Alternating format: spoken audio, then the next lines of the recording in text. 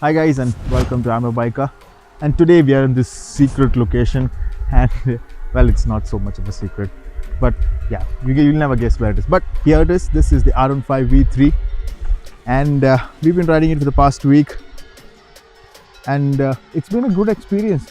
It's been a surprise in some ways, small disappointments, and I'll take you through how the ride experience has been. So let's start with the looks. So now the R15 V3 has got a full super sport, a much more sporty, and I think it's the new R series design language that Yamaha has adopted. So the new 2019 R3, of course the bigger R1, R1M, R6 all have the same design language, and I must say it looks good. It looks much more compact than before. So the earlier R15, at least up front, was a bit wider, and you felt a little bit more not mass essentially, but you felt the bike was bigger. But this is much more compact. Definitely I like it. It definitely looks good.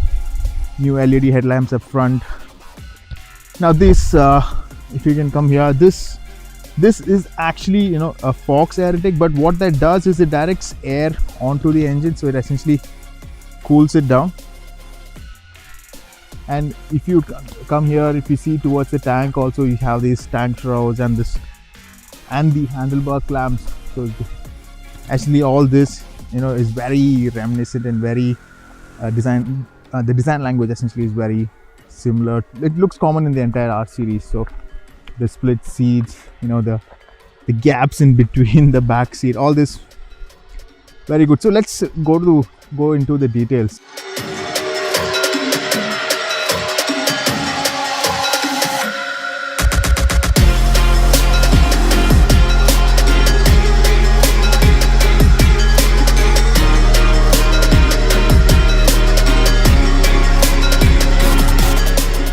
Engine wise, a slight bump in CC. It's got a bigger bore.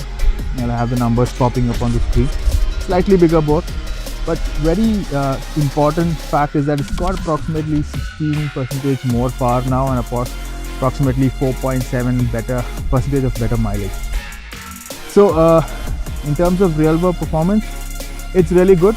You have something called as a variable valve actuator going on inside the engine. So essentially what that does is that the bike essentially can have a dual character when it comes to its cam lift. So at lower RPMs, when you need more torque, peak power is at 10,000, peak torque is all the way up there. So at lower RPMs, the variable valve is not actuated, so it gives you better throttle response and torque at lower RPMs. Once you cross 7,400 RPM, the variable valve gets activated and you have a different cam profile activated, so which allows the engine again to function at higher RPMs much more smoother, and you have better torque at higher RPMs as well.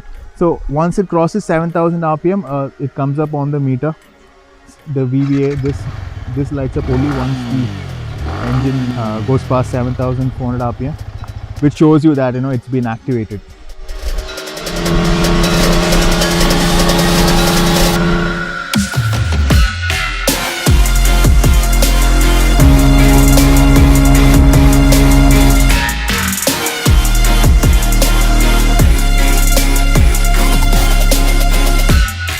I'm sure the bike has been around for a long time and you guys already know the specs, so I'll talk about how it feels and how the engine feels. So like if the previous R15 was like a 10 in terms of refinement, I would put this somewhere around 8. The slightly bigger bore and everything has probably just brought down the refinement a little bit, but compared to other bikes in the segment, it's still very good. But in terms of Yamaha standards, I would say if the previous one was 10, this is probably 8.5, and that's the whole bike is essentially like that. Even when it comes to plastics and overall fit and finish, if the previous generation was a 10, and a 10 being really good, this is probably 8.5. So the bike still the new variable valve actuation and all these things means that the throttle response is really good. So the first gear is really short, so you almost feel like you can pop a wheelie if you just slightly pop the clutch. But either way the gearing is very sorted, very well sorted. You can, you know, get on 0 to 100 is like extremely smooth any day. Even with a fill-in, it's rather easy task. I'll have the 0 to 100 timings all popping up on the screen. Probably I'll do a second video now with the top speed and 0 to 100 timings. The exhaust note is a bit more throatier than before, so it sounds much better. I feel it's got a more bassy sound, so at least that feels good for the rider always, right?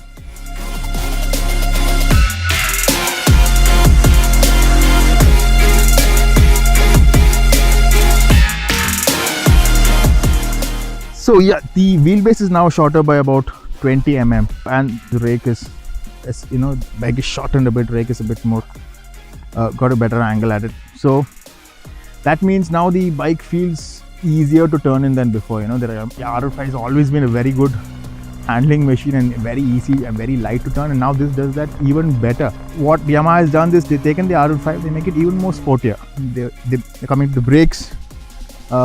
The front Vibre, you know, Brembo subsidiary for India, still very good. 2 fingers, 1 finger, like I always say, depending on your riding style, it's still is very good. Scrub speeds off very well. The front tire is MRF. The bike we have here, the Yamaha factory bike, has the Metzeler tires, so these do a whole lot of justice to the bike. You know, it's very difficult to, you know, make a mistake with these tires. It's just beautiful. The riding position, like I said earlier, it's a bit more aggressive than before, so you're leant over a bit more. So that means if you get stuck in city, slow moving traffic, you know, everything sort of gets to you. But for taller riders, I'm 5'11", I felt comfortable. I'm sure we have a guy over there, he's about 5'7", 5'8". He was also comfortable. He rode it down from Chennai, so he had no complaints. Probably in the city, probably the weight gets to you, and that's the only thing. And like I said, they made it a proper committed position, so which also means when you couch down, you have enough space to, you know, move back, and you know, tightly snug, you know, a very snug fit into the in on the bike, and you know, it's very comfortable when you're really pushing it. Slow speeds, yes, the weight is going to come into your palms, and even if you hug the tank with your thighs and knees, it sort of still feels stressful, because yesterday we had a bad stretch of road and I don't want to talk about it. And then coming to overall refinement, just like I tell, it's a small dip, but overall still a very good bike. Mileage, if you ask me, we were getting close to 38, 37. At least that's what's shown on the meter, and for a bike of this capacity, it's good. It's not bad in any way. Probably if you ride it a bit more sane, you hit the 40 mark or higher easily.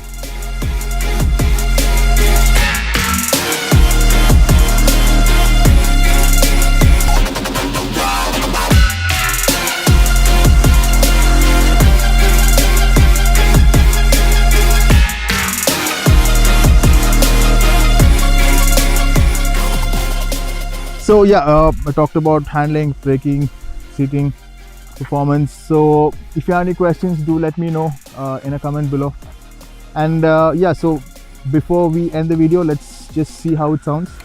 I'll have a secondary video on, wait, I'll just put in the neutral. I have a secondary video on how the meter works. There are a lot of interesting features on this meter.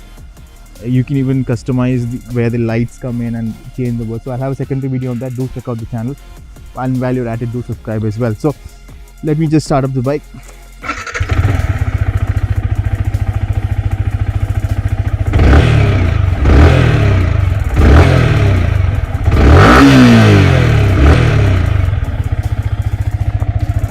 And so here we go. Thank you guys. I'll see you in the next one.